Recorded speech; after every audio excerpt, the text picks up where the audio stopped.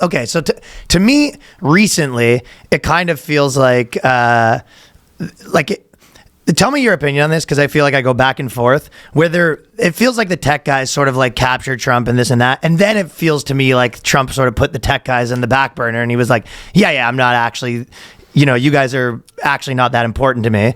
And I don't think so. Didn't he just? But that's what I was saying. Some people are like, no, it's the opposite. Like the tech guys are running shit. Yeah. But then it feels also, it feels like the tech guys are like, please do our thing, Trump. And he's kind of like, yeah, I'm a Bannon guy. I don't care what the tech guys think. Well, I mean, he's kind of given over the country to Palantir, and he's, if it was possible to ramp up their surveillance state, he's doing it. And so the ICE protests in Los Angeles and stuff like that is just a reason for him to keep doing that and ramping it up. And Trump is not.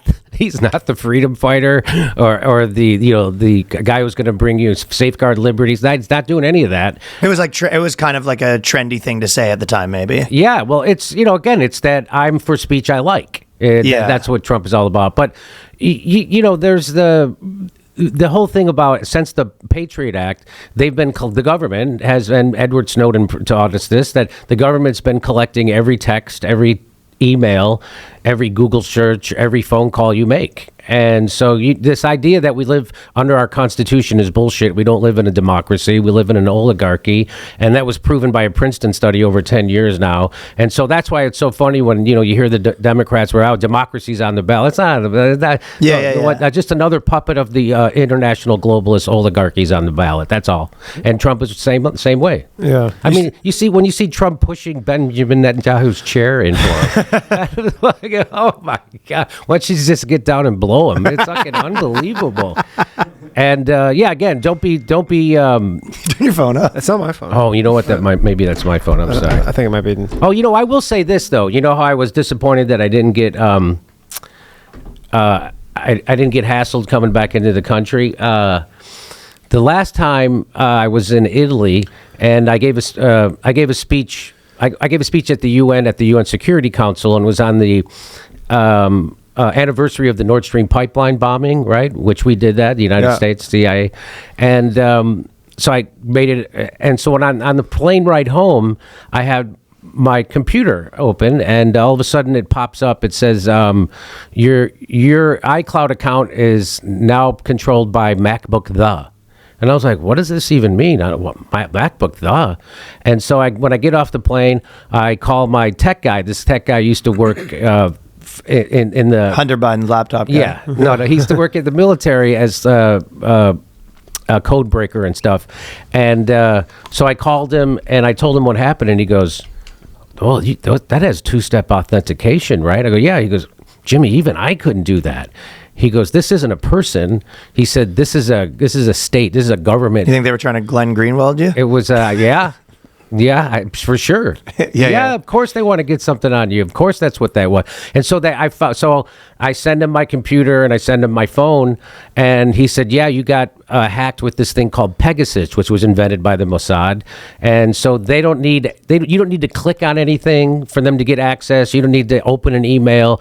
All they need is your phone number, and they can get in. And they did, and they got in, and that's it. And so I sent it to him. He goes, "Yeah, this is a state actor." So who knows? I don't know. What was it? Ukraine? Was it the United States? Was it CIA? Was it the Mossad? But somebody did. So at least I'm doing something. Yeah, you're doing something. Yeah. So you live in LA, right? So yeah. Is it like real with all like the military, all the stuff, like how Trump's like sending in like the whatever National Guard? Like, are they really out there? Yeah, I mean they're down. I mean they're not in where I go. They're downtown. They were in MacArthur Park and stuff, and it was just a show of force for no reason. And I don't. Yeah, apparently he's talking about sending him in Chicago. Chicago now is next. Yeah, so.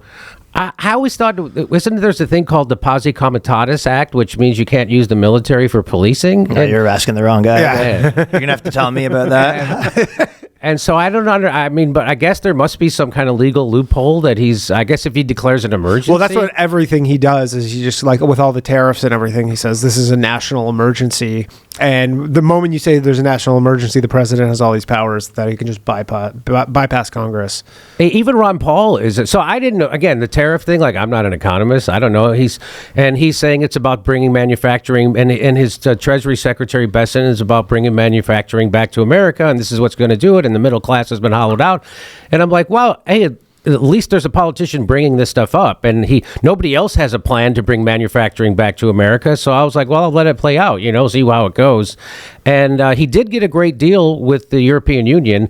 Ursula von der Leyen rolled right over for him, and he gets to put a 15% tariff on all that stuff. So Europe knows they got a bad deal on that. And I don't know I think they still have to ratify it in the European Union, but Ursula von der Leyen, she committed to it. So that is, I guess that's a good thing, I guess. And he also did stop the war between Armenia and Azerbaijan, which I don't understand how he doesn't talk about that every day, because I heard him talking about it recently. He goes, I stopped 10 wars. He was like, yeah. Here's hilarious. He's like, and I was at UN and the France guy bumped into the Germany guy. That could have been a war, so I stopped that. And he's like, I also thought about bombing someone, then I decided not to, so there's when I stopped. Stopped it. Yeah, you said. So, but in general, it's been a huge... Well, the whole point was you wanted to end those wars and invest the money back in the United States. And instead, what he did was he just take another $200 billion and gave it to the weapons manufacturers. And without an audit on the Pentagon, right? Hey, they can't pass an audit. I know what'll fix it. Give them another $200 billion. Give them $250 billion.